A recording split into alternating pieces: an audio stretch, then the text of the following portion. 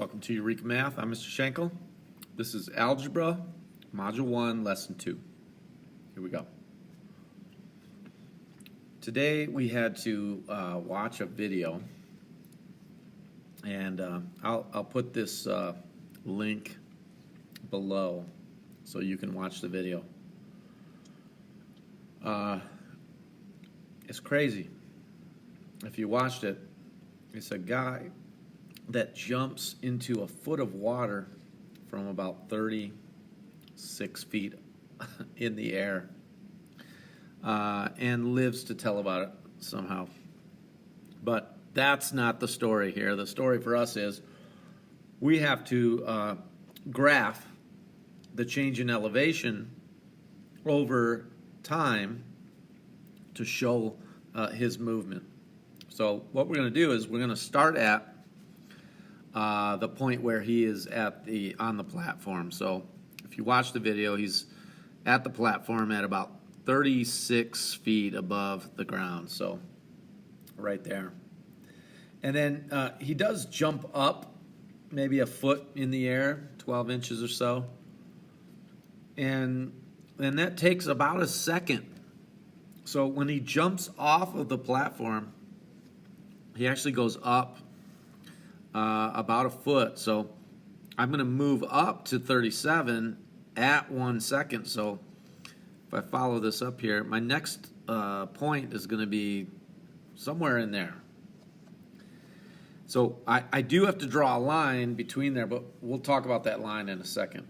So after 1 second, he's now at 37 feet. Let me move that down a little bit.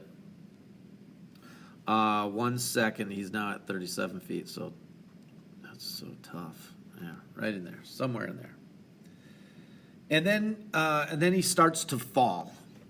Well, when he's falling, it takes him about a second, maybe a second and a half, but about a second. We'll go with a second to get back to ground level, which is down here. So at 2 seconds, after 2 seconds, he's all the way back down to ground level.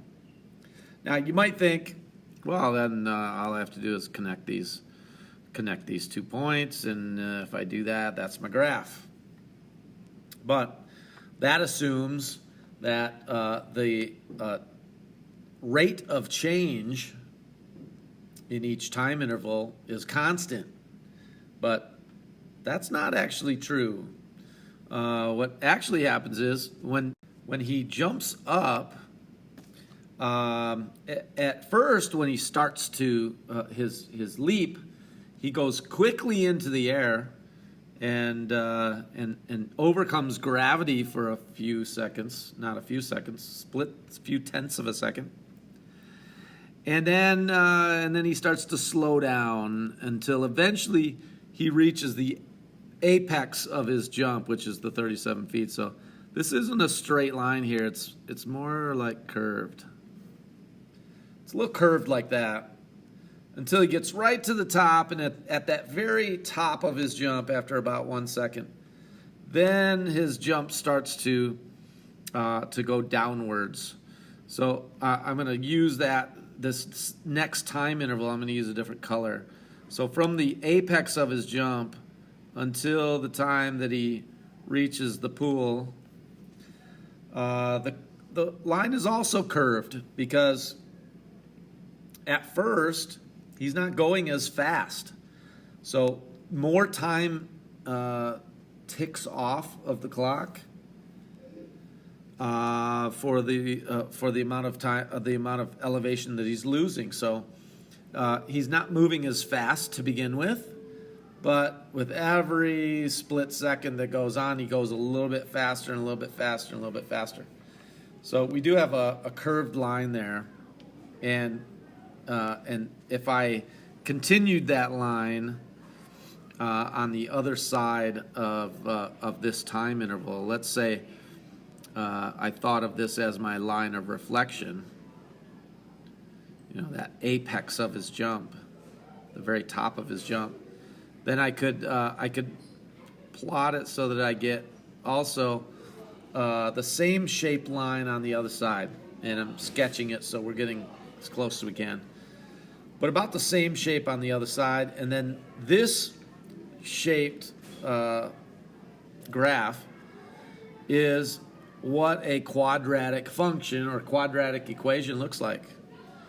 And we will see lots of quadratic equations or quadratic functions as we move through algebra. All right?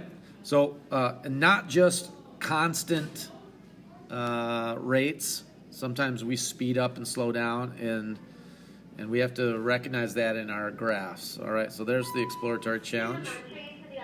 All right, in example 2, we want to graph the points in this table, which is the area of a square with sides of whole number lengths.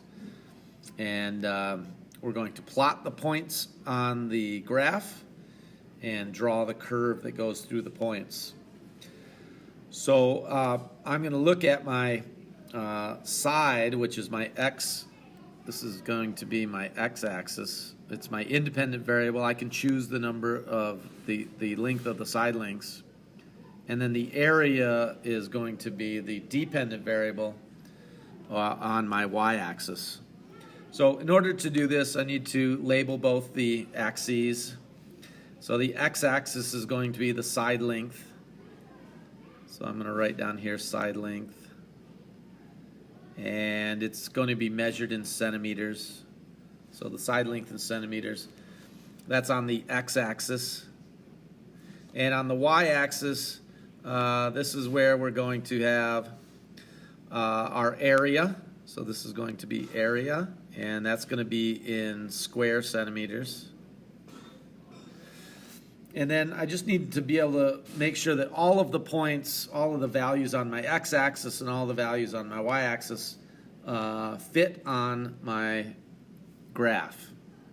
So let's start with the x-axis. Well, I just need 4, so I'm going to just count out. I'm going to split the space that I have into 4 equal segments. So maybe like this. So this would be a 1, and this would be a 2, and this is 3, and that's 4 centimeters. So there's my x-axis. And on my y-axis, well, I've got a few more values to put on there. So at the top, I want 16. At the bottom is going to be our 0. So I just want to split that up. So halfway between 0 and 16, that's going to be an 8. Halfway in between that's a 4. Halfway between 8 and 16 is a 12. And I could put more in. I guess I'll put 2 and 6, and that's a 10. And this would be a 14. And I'll just know that there's ones in between. All right, now I can go ahead and graph the points that they gave us. So the first point is 0, 0. So I've got that point on 0, 0. The next is 1, 1. One side length of 1 gives me a area of 1, so that's going to be right there. A side length of 2 gives me an area of 4, so that's right in there. A side length of 3 gives me an area of 9. 9 is going to be halfway between 8 and 10, so somewhere in that area. Okay, and then a side length of 4 gives me an area of 16. So 4, 16 is all the way out on the end. All right, so there is that. And now we're going to draw the curve that fits those points, and you can kind of see that it can be a straight line because it does curve upwards, and it keeps going that way. So that's that section. As my side length increases, my area increases exponentially. So it creates this curve. And if we were to, on the same graph, reflect the curve over the y-axis, well, that would just mean that that I would draw this same shaped curve over here on this other side. And it would look kind of like that. And again, we get a quadratic function, the graph of a quadratic function. So I just wanted to make sure that you could see what those look like. They're not always straight lines on our graphs, and we'll see a lot of quadratic functions and equations in our study during algebra.